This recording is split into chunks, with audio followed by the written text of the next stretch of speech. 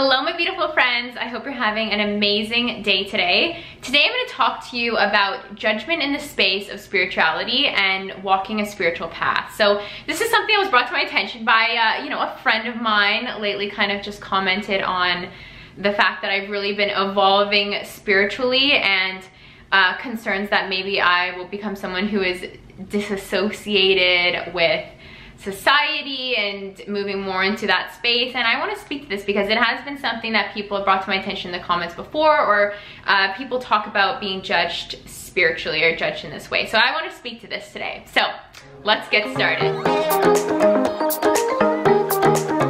Alright, so like I said, a friend recently expressed a type of concern. It's like, Zoe, like everything's obviously going very well for you in your life and like I've never seen you happier, but do you ever worry that walking the spiritual path you'll basically become a hippie who moves into the woods and lives that life like just off of the land and all this? And I just wanted to have it be known here that you can be someone, and for example for me, like I can be a woman who walks a spiritual path and still live a city life, still live a materialistic life. We are physical beings. It's natural that we want physical things, and there are no rules on what a spiritual journey looks like or how a spiritual experience is for someone. And I just wanted to speak about this today because it's been something that I definitely have been judged on. Like people might say, oh, crystals, blah, blah, blah, or full moon ceremonies, blah, blah, or whatever you're doing spiritual. But whatever your spiritual practice or whatever your spiritual journey looks like for you, maybe it's just reading spiritual books, maybe it's celebrating full moon ceremonies, maybe it is collecting crystals and feeling connected to that. Whatever you feel called to connect with is meant for you. If it brings you joy, if it brings you fulfillment, if it brings you into a space of love and trust and connection with the universe or higher power, don't second guess it. Don't judge yourself, or don't listen to the judgments of others when it comes to that.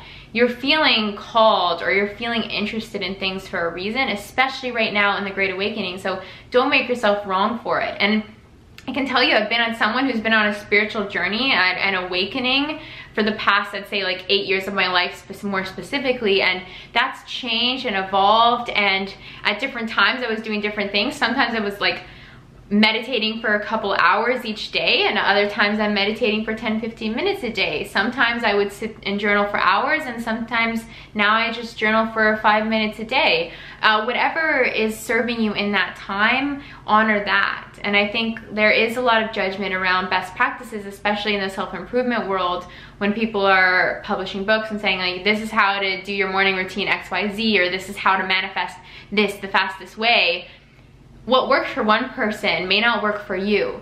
And a spiritual path is really about honoring what it is that you feel called to learn about. What do you feel called to do? What you feel called to incorporate into your practices, what you feel called to incorporate into your everyday. So I just really want to give you guys the permission, if this is the message that you need to receive, whatever spiritual path you're on, if it's fulfilling to you, that is the only thing that you need to listen to, not the judgments of others. You don't need to be worried that by walking a spiritual path or diving into spirituality content that you're gonna run off to the woods and abandon society and do something like that. Like there's so many, stereotypes that are along with the spiritual side of things. People might call it woo-woo or hippies or whatever. Own whatever feels right to you. And if it calls to you, if you're curious about it, if it makes you happy, at the end of the day, that's the only thing that matters. So I just wanted to share that message with you today. It was brought to my attention more recently, and I just wanted to share it with you that exactly where you are is exactly where you need to be, and those curiosities and those breadcrumbs that you're following, all of that stuff, it's your perfect path. So have a beautiful, abundant day, and I will talk to you again very soon.